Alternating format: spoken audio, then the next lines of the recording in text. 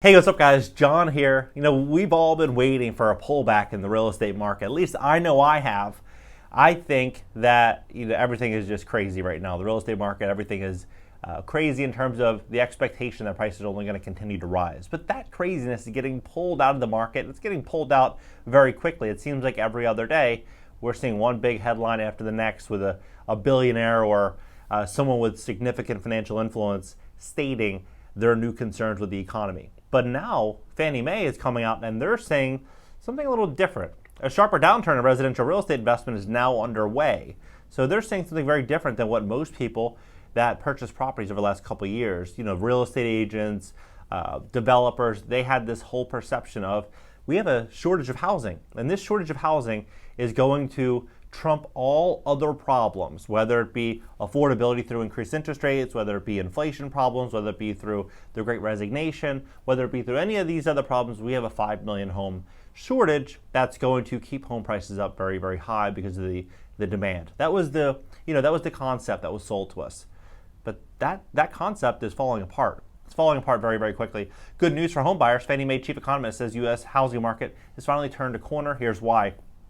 What I think is ultimately going to be very, very fascinating here is that we're now watching this economy unravel, in a spectacular fashion. The last couple of years, we've seen everyone just borrow.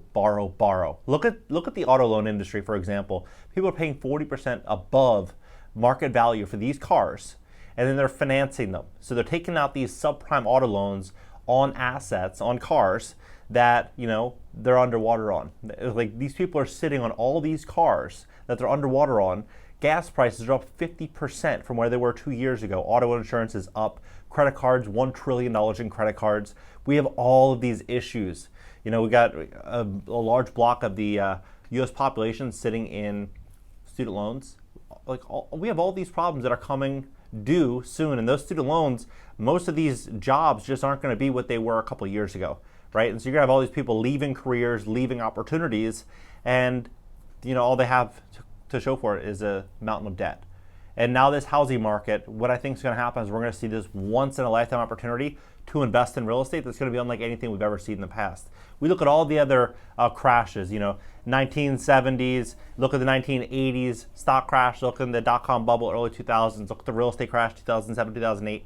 All these things were mainly fueled on, most of them fueled on a belief that prices are only going to continue to rise and that they're going to be untouchable. That's what we've seen in this market the last couple of years. We've seen a lot of the same belief systems that have taken down other markets that are about to take down this market. But what I think is going to be very unique about this, and especially the housing market, if we look at overall debt levels, 2 years ago, the debt-to-income ratio was about 26%. So someone would, they basically make 4 times their gross monthly income and for their mortgage payment. Now it's 31%, mainly due to inflation and rising costs, right?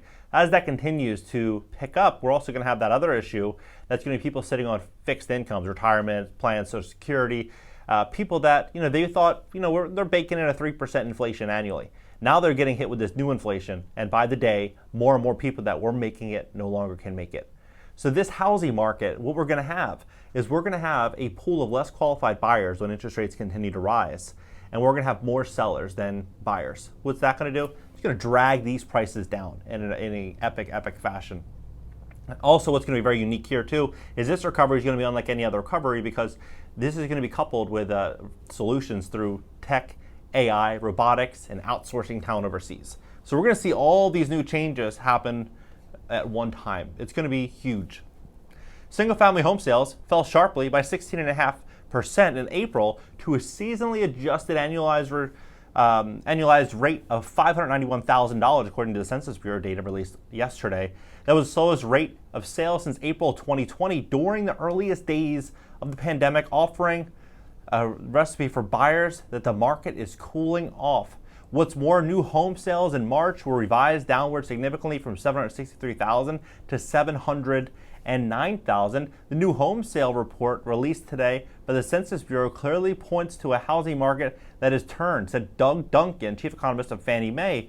Mortgage rates have risen 200 basis points since the end of 2021, putting pressure on existing home sales, mortgage applications, home builder confidence, he said.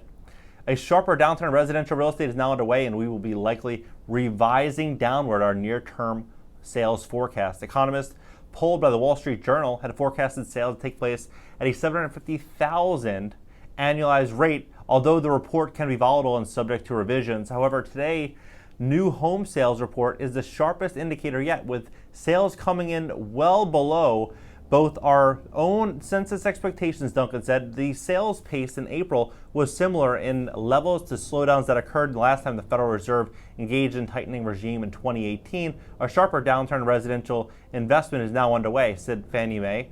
A 37.37% economist said, adding that he'll revise downward on his own sales projections. And then we have Forbes. Forbes just came out and said housing market boom is over as new home sales implode. Here's what to expect from prices this year, right? And Biden came out and this guy's got this whole thing under control. We have nothing to worry about. He's gonna take care of this whole thing and reel us back in. Some people will think that I was serious there. The bottom line is that there really isn't all that much that can be done except for the Fed to significantly begin to dampen the demand. Chief global economist at the Economic Outlook Group, a nonpartisan forecasting firm. So this is what they're going to do. They're going to continue increasing these rates. They're going to say they're going to do it because we have inflation, right? What is this really going to do? When we take interest rates and we increase them, and then oil prices are increasing, meaning if oil prices are determining the price that we're going to pay for food and pay for shoes and clothes and everything that we need, because they're going to pass the cost down to the consumer, right? So the oil prices are going to make things more expensive.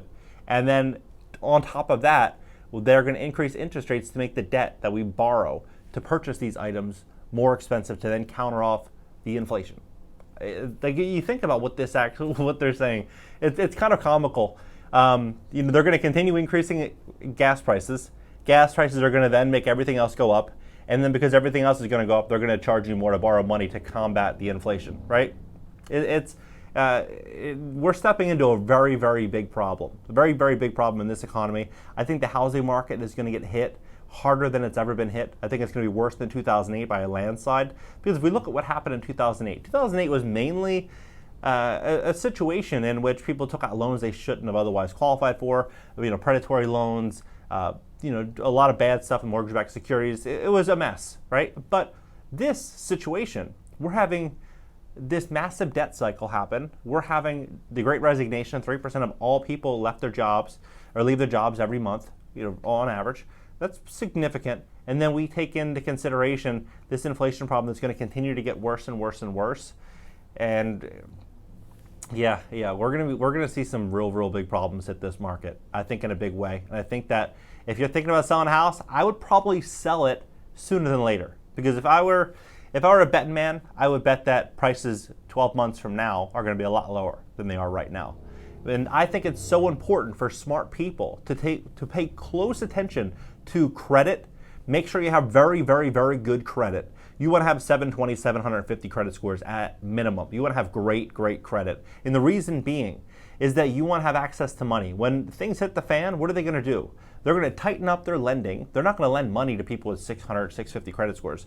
You want great credit, you want access to multiple streams of income, and you want to know where to invest your money. If you want to learn any of those things, go to cashnow.video and hit the like button, hit the subscribe button here. Also subscribe to my second YouTube channel. It's going to be an interactive show and podcast this week. LinkedIn, Twitter, Instagram, everything's in the banner. I'll catch you guys later.